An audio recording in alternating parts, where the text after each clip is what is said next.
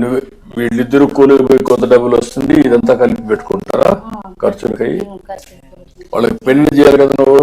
చేయాలి సార్, మరి పెళ్లి చేయను నాకు ఇల్లు కావాలని ఒక అంటాడు. అడుగుతున్నారు సార్, భారీ ఇల్లు కావాలని, ఇది హెలికాప్టర్ పెట్టాలని ఇది అనుకుంటున్నాను. ఇప్పుడు ఇల్లు లేదా?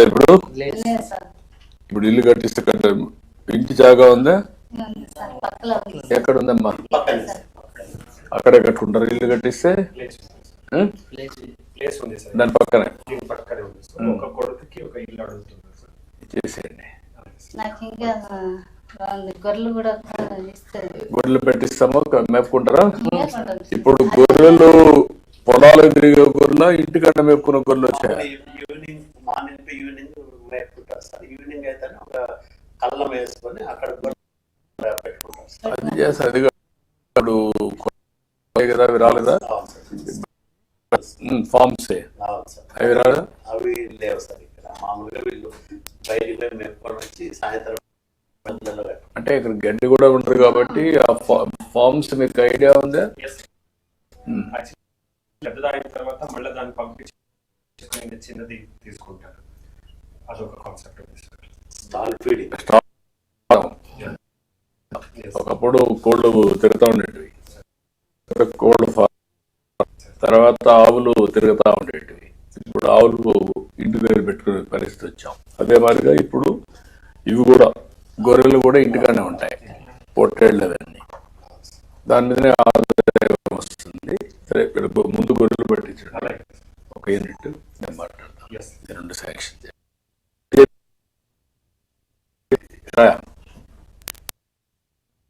ఏంటి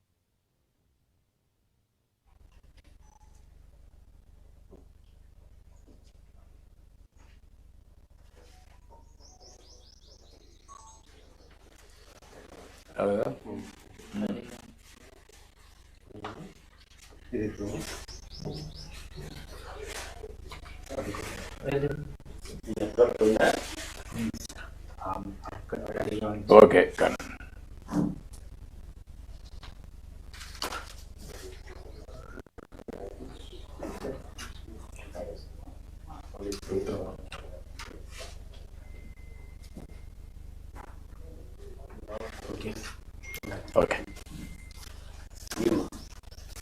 ఓకే,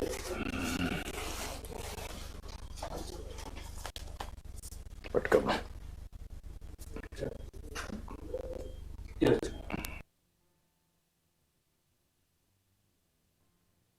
ఏమి లేదు.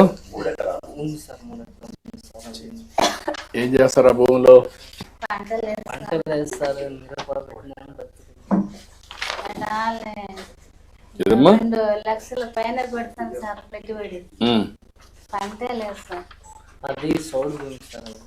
చౌడు భూమి అది పండిస్తారు సరిగ్గా, పంట రాదు.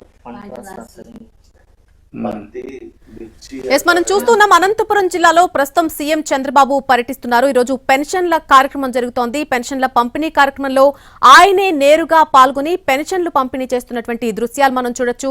అక్కడ లబ్ధిదారులతో కూడా ఆయన కూర్చొని మాట్లాడుతున్నారు. వారి యోగక్షేమాలు కనుక్కుంటున్నారు. వారు ఏ ప్రాతిపదికన జీవనం కొనసాగిస్తున్నారు, వారికి ఇంకా ఏ అవసరాలు ఉన్నాయనే దానిపై వారితో మాట్లాడుతున్నటువంటి దృశ్యాలు మనం చూడొచ్చు. అక్కడ ఉన్నటువంటి లబ్ధిదారులతో సీఎం చంద్రబాబు నేరుగా సమావేశమవుతున్నారు. ఆయన చేతుల మీదుగానే నేరుగా పెన్షన్ల పంపిణీ చేస్తున్నారు.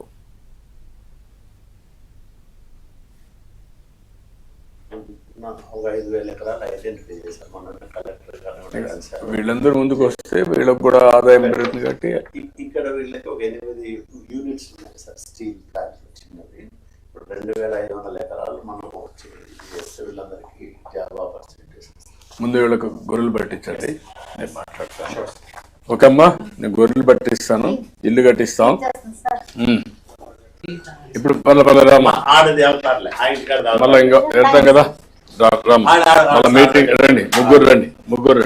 ఇట్రా, నువ్వు ఈ పక్కన.